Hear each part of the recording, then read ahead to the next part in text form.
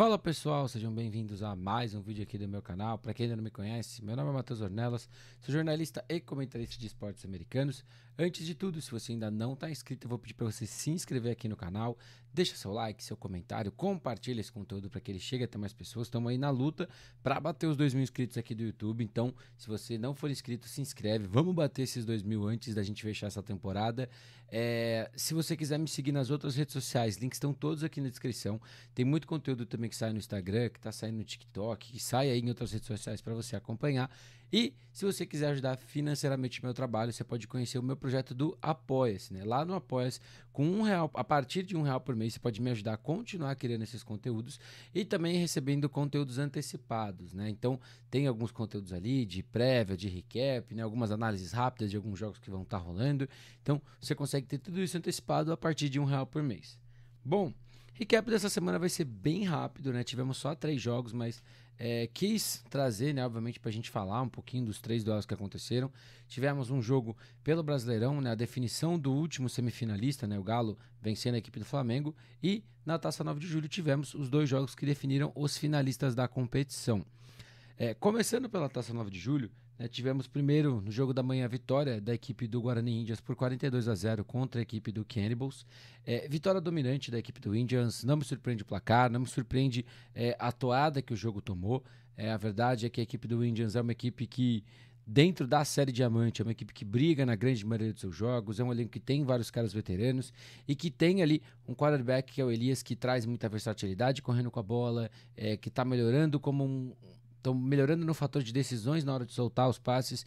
Então era natural, né, que a equipe conseguisse vencer. E isso sem falar de uma defesa que é muito física, que é muito forte pro nível que a 9 de Julho está pedindo. Então foi uma vitória dominante, foi uma vitória bem tranquila, né? O time controlou em todos os aspectos possíveis e imagináveis, né, o jogo. E para a equipe do Cannibals, eu acho que é uma derrota que para algumas pessoas pode manchar um pouco do que foi a participação do 9 de Julho, mas eu vejo o Cannibals como uma grata surpresa que a gente teve na competição. Uma equipe que vem ali com uma base muito sólida no flag, né? Então fazer essa transição para o full pad com alguns jogadores só que vem do flag, mas você tem uma comissão técnica que indiretamente participa do flag, ter alguns caras que estão ali, ou caras que jogam no 9x9, que é uma modalidade diferente, mas que tem ali já um pouco do contato para quem está se acostumando. O time trouxe um jogo muito bom, o time que trouxe um conceito aéreo muito interessante, conseguiu ali ser bem equilibrado defensivamente também. E não sei se vai ter uma disputa de terceiro lugar ou não para a Taça 9 de Julho, mas é um time que trouxe um futebol americano bem legal. E vamos ver o que a equipe vai fazer no ano que vem no aspecto de equipado, né? Se vai para a SPFL, que seria, acho que, muito legal a gente ver um time como o Cannibals jogando uma Série Prata, participando da competição, seria muito, muito maneiro, né? Mas sofreu aí realmente para encarar uma equipe que era mais física, mais experiente e que tinha um quarterback muito bom para forçar erros da defesa, principalmente ali para esticar em jogadas mais verticais e coisas do tipo. O outro jogo, o jogo da tarde, foi entre Leme Lizards e Guarás, né? Vitória do Leme por 23-0. Jogo que também não me surpreendeu tanto. Eu acho que a equipe do Guarás é uma equipe interessante, é uma equipe que ano que vem também vai ser muito legal da gente ver na Série Ouro, né? Esse ano na Série Prata a equipe nadou bem de braçada, tinha ali um favoritismo muito grande. Chegou nessa 9 de Julho com bons jogos, né? Fez um jogo muito bom na fase de grupos contra o Guarani Indias, né, e perdeu ali no detalhe. Depois venceu o São Paulo Storm numa partida também muito parelha, muito dividida, e chegou agora para esse jogo contra o Leme Lizards e não conseguiu trazer muito do que a gente viu nas outras partidas. Eu acho que a perda do Felipe, né, o Felipe foi ejetado ali com uma confusão com o Caio, acho que no primeiro quarto, no início do segundo quarto, afeta muito, né, o principal running back da equipe, o cara que é realmente o motor desse time que corre primeiro para passar depois, né? A chuva também atrapalhou muito esse aspecto de tentar passar com uma bola e encarou a defesa do Leme Lizards, que trouxe um aspecto de conseguir controlar muito bem o jogo corrido enquanto o Felipe estava. Depois que o time tentou corridas com o Marcílio também não funcionou. No jogo aéreo conseguiu forçar erros, conseguiu gerar pressão e tornou na vida do Guarás muito complicada ofensivamente, né? Na defesa, a equipe teve alguns bons momentos, teve algumas paradas, mas encarou um Leme Lizards que tá sabendo jogar, né? Tá variando bem suas formações, ora vem com formações pesadas para correr com a bola, faz suas trick plays, tenta usar seus jogadores mais rápidos ali, né? Tem o Michael, que é um cara muito bom, tem outros jogadores ali que podem produzir, e o Neri, né, não tá se comprometendo, né? Não tá tentando ser o herói da noite, né? Tá então tomando muito cuidado com os passes que tá soltando.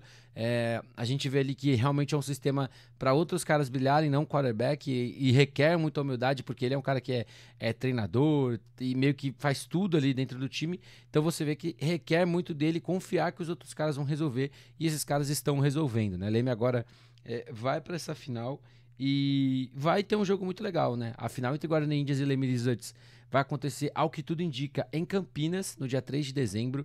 Então, uma expectativa muito legal. São duas equipes, né, de série diamante, duas equipes que esse ano brigaram por uma vaga de playoff no Wild Card.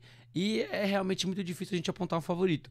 Eu acho que o Guarani Indians está trazendo um ataque mais explosivo, mais dinâmico e que em jogos apertados, em jogos que de repente as defesas predominem, você ter velocidade, você ter de repente uns caras que consigam fazer algo a mais, né, que consigam se destacar, pode ser um fator. Não que Leme também não tenha esses caras, mas do lado do Indians a gente tem, por exemplo, o Elias, que quando a gente coloca na balança os dois quarterbacks, ele é o cara que se arrisca mais e pode pagar o preço pro lado bom ou pro lado ruim. Mas dia 13 a gente vai conhecer o campeão da Taça 9 de julho.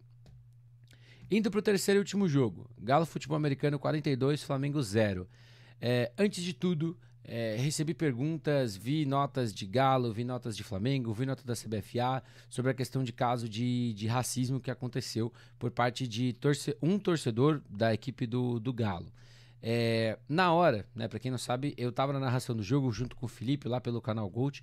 Na hora a gente não entendeu o que aconteceu, a gente viu a confusão ali, de certa forma, começando, e a transmissão a gente conseguiu, de certa forma, não focar muito nisso, mas a gente sabia que eventualmente a gente sabia que ia entender o que aconteceu, né, a gente foi atrás depois que o jogo acabou, né, afinal de contas é reincidente confusões entre Galo e Flamengo. E a gente foi entender o que aconteceu, né? Que foi realmente o caso de racismo. Os próprios jogadores da equipe do Galo, os que estavam por perto ali, confirmaram o que aconteceu. Houve realmente ali toda uma confusão. O torcedor em questão foi até levado para o hospital. E assim, a gente vê as notas, a gente vê toda essa parte política que realmente acontece, e é uma situação que tem que ser feita. As equipes elas têm que se pronunciar, elas têm que entender aonde está o problema e como resolver, né? Algumas pessoas estão falando de excluir time de competição, pune disso, daquilo. Gente, eu acho que tudo é um problema e a gente tem que tentar entender a raiz desse problema. Como a gente pode evitar isso? Ter um controle maior de entrada ou de saída das pessoas, né, que estão indo para o jogo.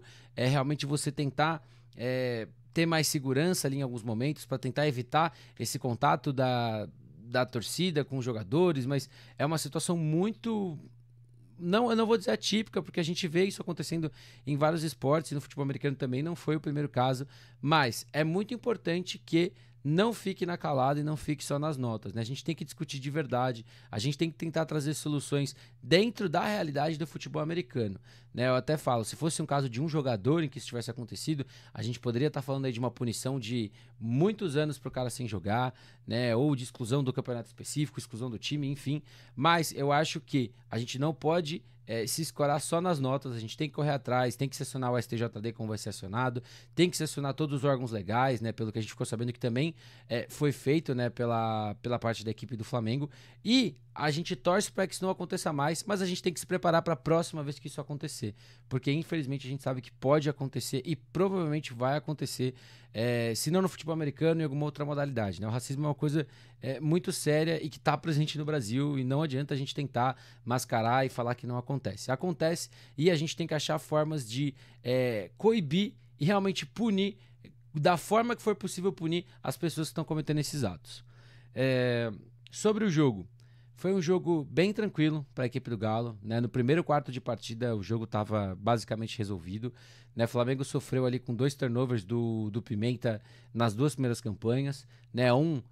Com o Galo já no campo de ataque, o segundo quando o time estava marchando.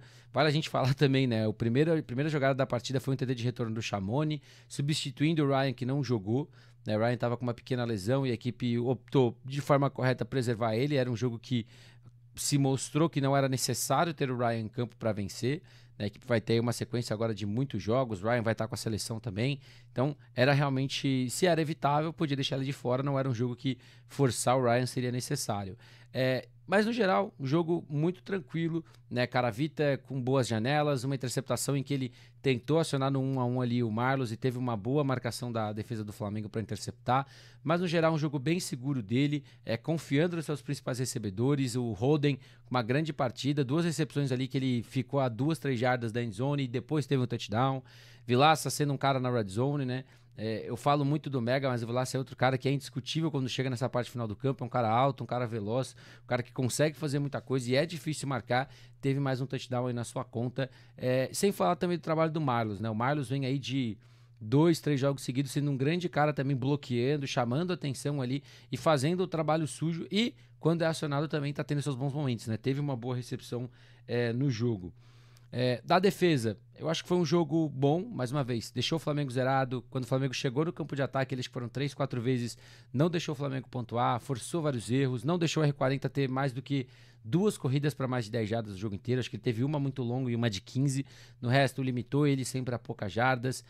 O Cebola conseguiu ali algumas conexões com o Pimenta, né? Quando o Galo tentou mandar blitz, o time conseguiu ali se ajustar, confiou no Cebola em algumas terceiras descidas, então é um cara veterano que cumpriu o seu papel também em alguns momentos, mas faltou um pouco mais para essa equipe do Flamengo, né? O Thanos teve alguns momentos na defesa, mas o jogo corrido fluiu muito bem com o Marco Geller, que tá um touchdown de chegar a 50 na carreira, então é um running back muito bom e que se achou com essa OL do Galo, que também é muito boa, e o Galo venceu de forma muito tranquila, né? Vale mencionar que o Chamoni terminou a partida com 2 TDs, né? Para mim foi o MVP do jogo, teve o TD de retorno e teve a pick six no final, e era um jogo que eu queria que a gente estivesse falando só disso, a gente não estivesse falando do que aconteceu após o final da partida, mas, como eu disse, a gente tem que falar, a gente tem que entender a raiz do problema e entender como a gente pode resolver esse problema. Bom, mais um vídeo é esse, eu vou ficando por aqui. Mais uma vez, se você ainda não está inscrito, eu vou pedir para você se inscrever aqui no canal, deixa o seu like, deixa seu comentário, compartilha esse conteúdo para que ele chegue até mais pessoas. Se você quiser me seguir nas outras redes sociais, links estão todos aqui na descrição. E se você quiser ajudar o meu trabalho, você pode conhecer o meu Apoia-se, onde a partir de R$1 por mês você vai me ajudar a continuar criando conteúdo de futebol americano e vai receber conteúdos antecipados, beleza? Tamo junto e até a próxima!